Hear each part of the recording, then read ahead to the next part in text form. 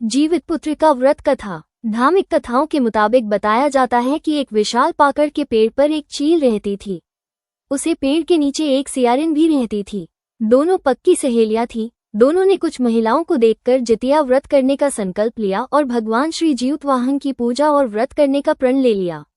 लेकिन जिस दिन दोनों को व्रत रखना था, उसी दिन शहर के एक बड़े व्यापारी की मृत्यु हो गई और उसके दाह संस्कार में सियारिन को भूख लगने लगी थी।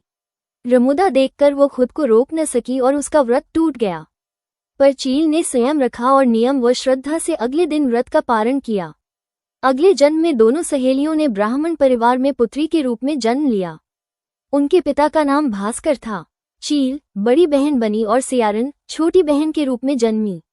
चील का नाम शीलवती रखा गया। शीलवती की शादी बुद्धिसिंह के साथ हुई, जबकि सियारिन का नाम कपूरावती रखा गया और उसकी शादी उस नगर के राजा मलायकेतु से हुई।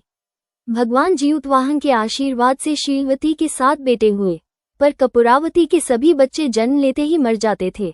कुछ समय बाद शीलवती के 7 पुत्र बड़े हो गए और वे सभी राजा के दरबार में काम करने लगे। कपूरावती के मन में उन्हें देख ईर्ष्या की भावना आ गई। उसने राजा से कहकर सभी बेटों के सर काट दिए। उन्हें 7 नए अब मंगवाकर उसमें रख दिया और लाल कपड़े से ढककर शीलवती के पास भिजवा दिया।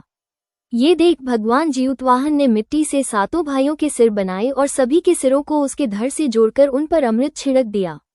इससे उनमें जान आ गई। 7 युवक जिंदा हो गए और घर लौट आए। जो कटे सिर रानी ने भेजे थे वे फल बन गए। दूसरी ओर रानी कपूरावती बुद्धिसेन के घर से सूचना पाने को व्याकुल थी। जब काफी देर सूचना नहीं आई तो कपूरावती स्वयं बड़ी बहन के घर गई। वहां सबको जिंदा देखकर वो सन्न रह गई। जब उसे होश आया तो बहन को उसने सारी बात बताई।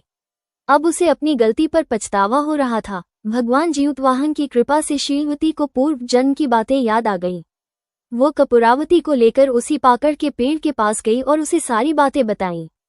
कपूरावती बेहोश हो गई और मर गई। जब राजा को इसकी खबर मिली तो उन्होंने उसी जगह पर जाकर पाकड़ के पेड़ के नीचे कपूरावती का दाह संस्कार कर दिया।